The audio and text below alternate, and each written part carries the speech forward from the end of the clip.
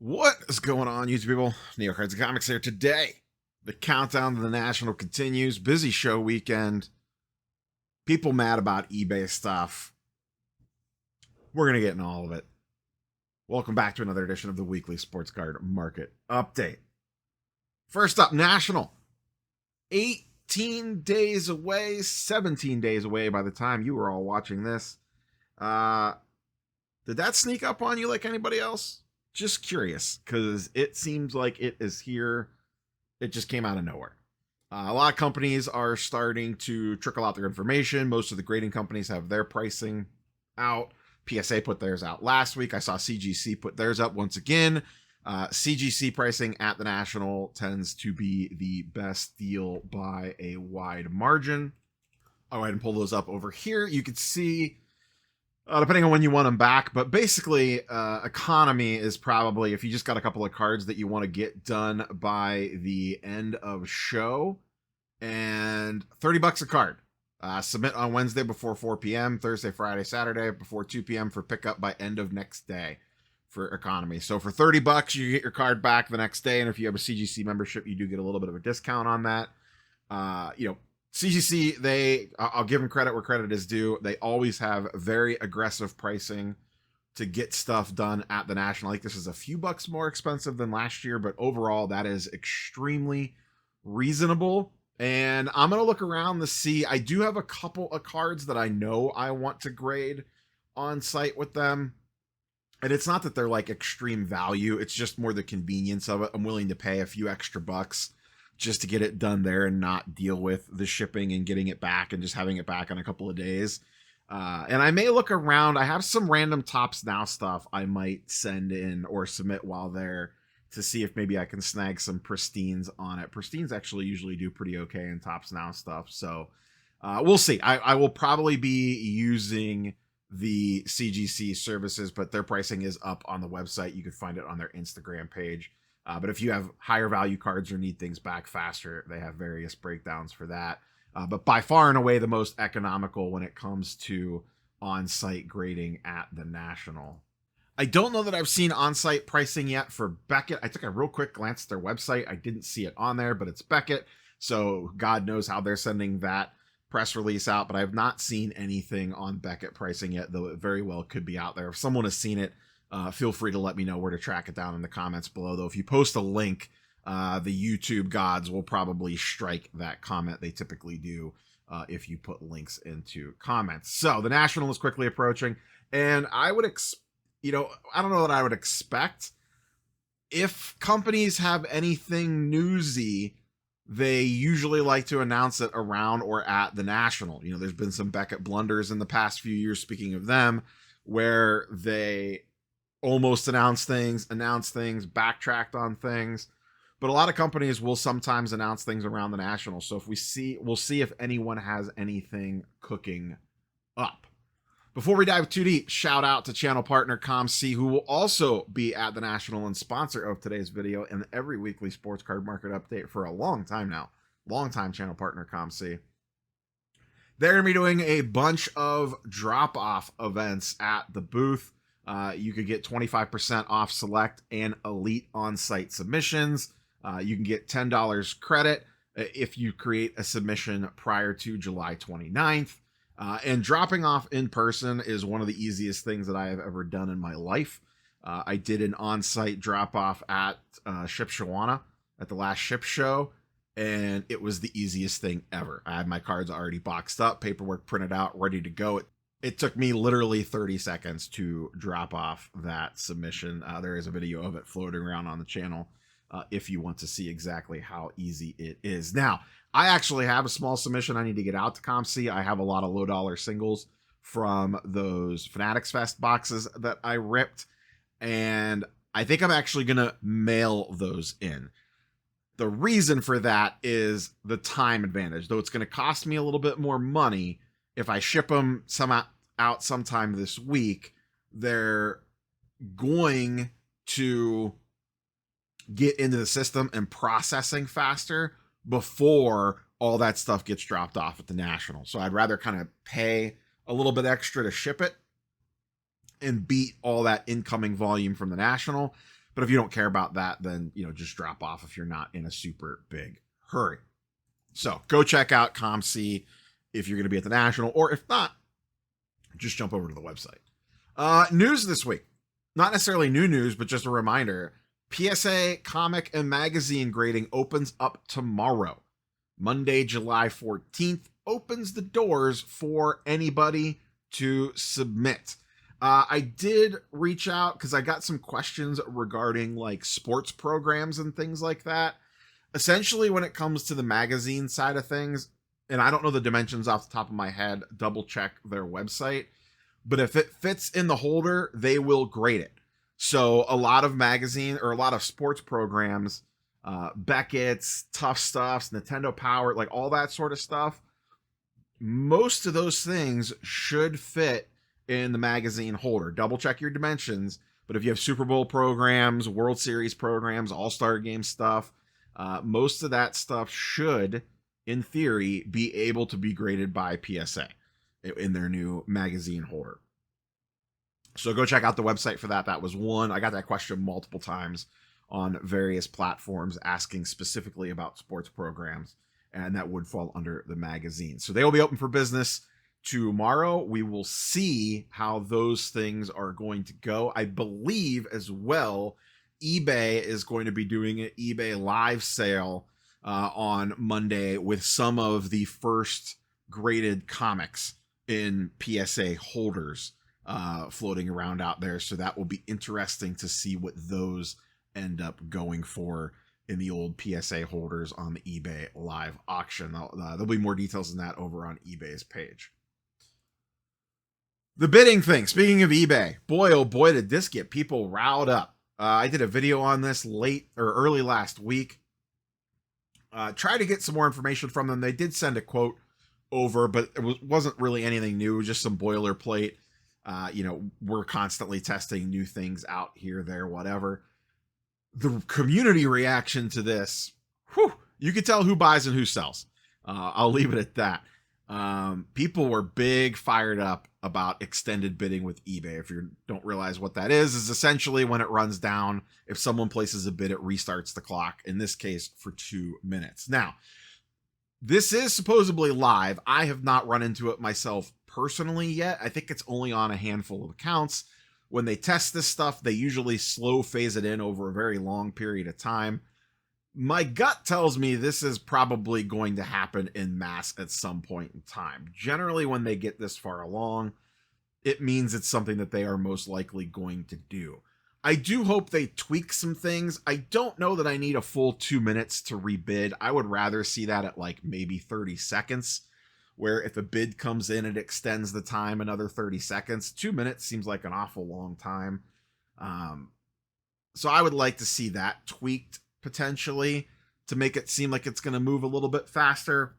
There was a lot of chatter on the various social posts and videos made about this, about fears of shill bidding and people driving up prices on cards, and some additional worry regarding like non-payment if people bid these things up and then don't pay on them, and that it's just going to be this whole mess. I will say, and I can only speak to my own experiences here, but please feel free to fire off in the comments below. I would love some feedback on this one. Over the last 6 months, like most of 2025, I've had very little issues with payment on eBay, like from a selling standpoint. Now, I'm not some eBay power seller selling, 3,000 cards a month or anything crazy like that. But since some of the auto pay features went in, I have had very little trouble. I can't tell you actually the last time I had someone non-pay on an auction, a best offer, or buy it now. And I would love to see, they have the thing now where an auction's close, it gives them so many days to pay. I wish that was shortened. I think right now it's like 7 days or something crazy that it gives them. Sometimes it's like an hour. I don't understand their logic on auto pay on auctions, but it does exist. Just the timing on it never seems consistent. But the long and the short of it is that I've had very few, if any, problems throughout 2025 with getting payment for items. So I think the auto pay, as much as that was maligned and people didn't think that it would work, I do think it's helped. But if you've seen something different or had good experiences, bad experiences, just in general with eBay non-payment and people bidding things up and shill bidding, let me know in the comments below. But personally, with my own stuff that I have sold, I haven't seen that. Everything that I have sold is paid, and I've run auctions, best offer, buy it now, the whole 9 yards. So we'll see how this plays out. We'll see how many listings this gets attached to. That'll be a key. I'll be curious to see the first time I run into it on a live auction, but I have not yet, and I was just bidding on something last night that was a little bit pricier and lost, unfortunately. Rookie royalty, battle of the 1's, the Caitlin Clark product. I still want to do a side tangent video on. It's not directly related to this product, but this product didn't bring something to light, but mini triggered me on an aspect of this stuff. But we have dueling 1's up at high-end auction houses. The immaculate 1 logo, woman, person, man, Caitlin Clark, with the Rookie of the Year 24 inscription on it, is up at Golden, currently at $160,000 with 28 days remaining on it. And then over on the Fanatics Collect Premier Auctions, we have the flawless 1 with a 769 points and counting inscription at $170,000 with 12 days remaining. So this one will actually end first. So it'll be interesting to see which one goes for more. We kind of have a direct, battle here between these two, with one ending sooner, one being on Fanatics Collect Premier, one being on Golden. I will say, though, Flawless to me is a higher end, nicer brand by name anyway. The inscription, I think I like the Rookie of the Year 24 better than the 769 points and counting. Once again, the crazy thing about these products, and we saw this play out with the Wemby Mercury boxes, is you have all this high-end inventory of the same player hitting all at the same time. And I just feel like that can't be healthy from a single side of things. The just dump of all these hitting at once is absolutely crazy. And like these two, like other than the inscription, this is basically the same card. The image is slightly different. The logo band's on the opposite side. But when they put these compilation products together like this, how many 101 logo men, women, whatever the hell it is going to be in this product. And when I say this product, I mean the royalty boxes. Here's 2 already. I don't know if there's more in there or not. Is there an NT logo one as well? I don't know. It's just wild to me that all this stuff hits the market at the same time instead of getting trickled out. And I do think it ends up hurting the prices to a degree. And like I said, we saw that play out with Mercury. So we'll see what these end up going for. These will set the bar on the high end as probably 2 of the bigger chases from that product. Let me know, which inscription do you like better? Speaking of PSA, we're talking about them earlier. Ben Burrows threw this out on the old Twitter machine. PSA is collabing with, now it's being sold at Best Buy, but it's actually a collaboration with Ultra Pro. Shout out to the Penny Sleever. Sponsor the channel, not today's video, but sponsor the channel for some high quality supplies. But Ultra Pro collabing with PSA for submission kits. Now you might be saying to yourself, why the hell is a submission kit degrading $100? Just to come with some card savers and some penny sleevers and some other odds and ends of stuff. Well, that's because you get 4 grading credits, which you could see down here in the image. They are essentially $25 off coupons. Now, I do not know the fine print on these bad boys, but you get $25 in grading credits. I doubt you could probably use them all on the same submission. They probably have to be 4 separate submissions. So, and I don't know how long they're good for, but if you submit often, at least 4 times a year, let's say, this is actually a pretty decent deal. I mean, you're basically getting all the supplies for free if you're going to use the 4 coupons. That's not terrible if you're a do-it-yourselfer and you don't want to rely on the GameStops or the group submitters of the world or whatever. So not a bad little deal there. And like I said, these are being sold through Best Buy, which is, I side-eyed that a little bit when I saw that these were at Best Buy. Is Best Buy going to be the next drop-off location that they're going to collab with? I don't think that will be coming anytime soon, but remember, go back to that survey. There was other retailers listed on there, like Dick's, Lids, Best Buy, I think. I don't remember if Best Buy was on there or not. I would put my money on Dick's before anyone else. They want to get into the hobby space bad. They're showing it with the various shops and stuff that they're doing. So I would not be surprised if at some point in the rest of 2025 or 2026, we see those Dick's House of Hobby or whatever they're called, superstores, set up as PSA submission drop-off sites. But little grading kit, $100 with 4 grading credits. If you're not going to use the grade, if you're not going to submit 4 times in a year, it's definitely not worth it. But if you submit often, it might not be a bad idea. Let's transition over to some charts and graphs, shall we? Powered by our old friends over at Market Movers. Link in the description down below if you want to play around with charts and graphs on your own. First up, little baseball. We're going to revisit football, and we're going to check in on basketball. Baseball. Jacob Mizorowski, the Miz, named to the All-Star game. Boy, the baseball old heads got fired up about that. He's only got 25 innings in the books.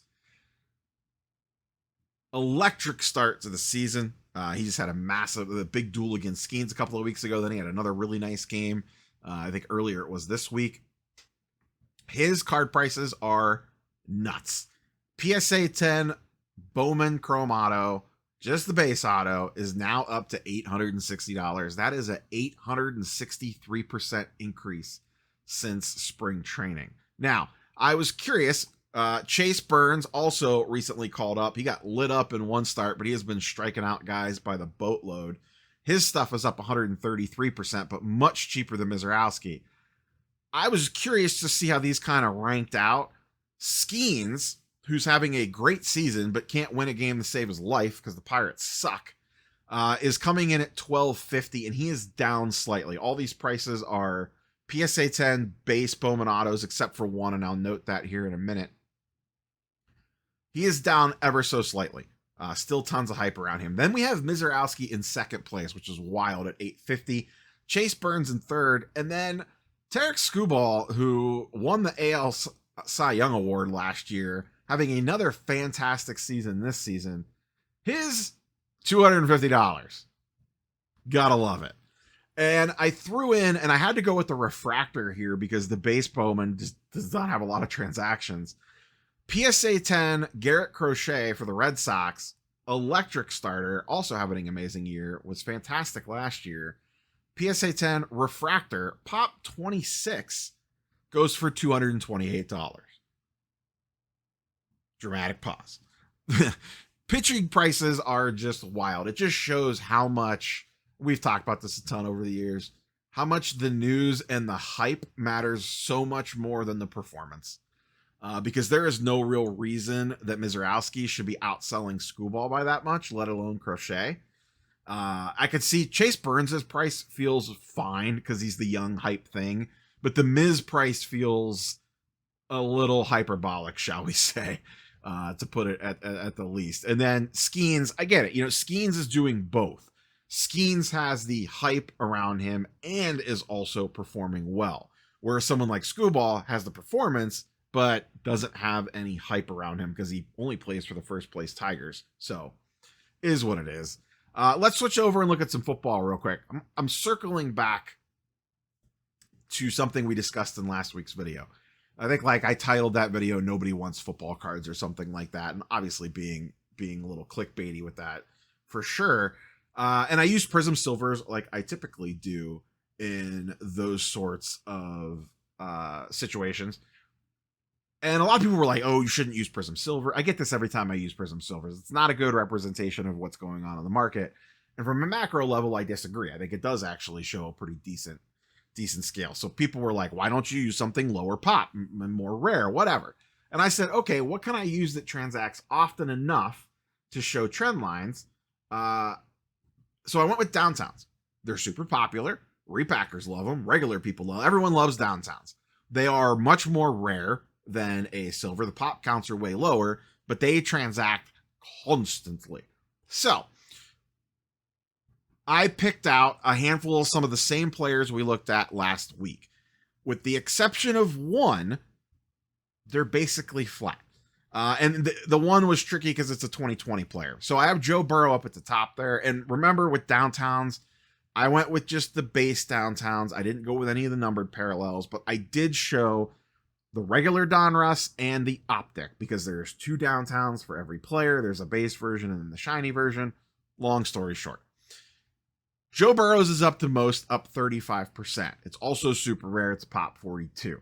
That's his regular Donruss downtown. The Optic downtown is up 12%, but one is not sold in 2 months. That one has a fairly low population count as well. So those are up. When we looked at his silvers, his stuff really wasn't up at all, but that's 2020, a little bit of a different era, and the pop counts are much lower. Let's move to the more modern guys. Jaden Daniels, flat. Now, his stuff is newer, so if we're going back to the beginning of March, that was when a lot of that stuff was first coming to market. The first couple PSA sales to come out. It takes a little bit of time for those to flush through the systems, especially on the Optic, as that one came out later. So I think that has more to do with the decrease than anything else. But long and the short of it is, his prices have stayed relatively flat on both the Optic downtown, which is this one, and the regular downtown, which is this one. CJ Stroud had a down season, but you figure he would be getting some hype coming into this year. His Optic downtown is up 6%. His regular Donruss downtown is up 8%. So not a huge swing there, ever so slightly up since March. Let's move to the second slide, because I went a layer deeper on this one. I was curious, and we did not look at these players last week, but I was curious about Caleb Williams and Bryce Young. Now, Caleb Williams does have the new shiny toy problem, as in its 2024 product. It came out late last year, early this year. Some of this stuff is just starting to hit pop reports. So a little bit of an asterisk on this one. His Silver Prism in a PSA 10, down 24%. His Donruss downtown, down 24%. His base downtown from Optic, down 4%. Now that one's a little bit newer, hasn't been on the market as long as the regular Donruss. And then Bryce Young, his Silver Prism, up 14%. His Optic downtown, down 10%, and his regular Donruss downtown, up 35%. So that one's a little bit all over the place. But generally speaking, especially like the Jaden Daniels of the world and the CJ Strouds of the world, not a huge variance from what their Silver Prisms were doing. And, all right, fine, maybe downtowns aren't a good representation. I don't know what else to tell you. When you do stuff like this, you need things that transact often enough. You can't just use something that sells every 3 months. That does not work. You need something that transacts regular enough to show you the ebbs and flows of that individual's player's market and price. So I do think, actually, for football specifically, and maybe even basketball, I do think downtowns work fairly well for this. I hate that there's 2 versions of them. It makes things more complex than it needs to be. But the price movements aren't super far off from what the silvers are doing. The market is generally flat to slightly up for football. Usually it feels like this late into the summer that, and it seems weird to say this late into the summer when we're in the middle of July, but hey man, football training camp opens up in a couple of weeks. Some actually open this weekend. I would expect more price bumps by now, and we just haven't seen it yet. So maybe it's coming later. Maybe it's not coming at all. Maybe people have finally smartened up. We'll see what happens as we get closer and closer to the National. Usually the National is a football feeding frenzy.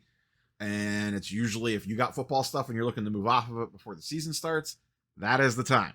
So we'll see if that trend holds up. Last thing, I wanted to take a quick look at Wemby. Have not looked at Wemby cards in quite a long time.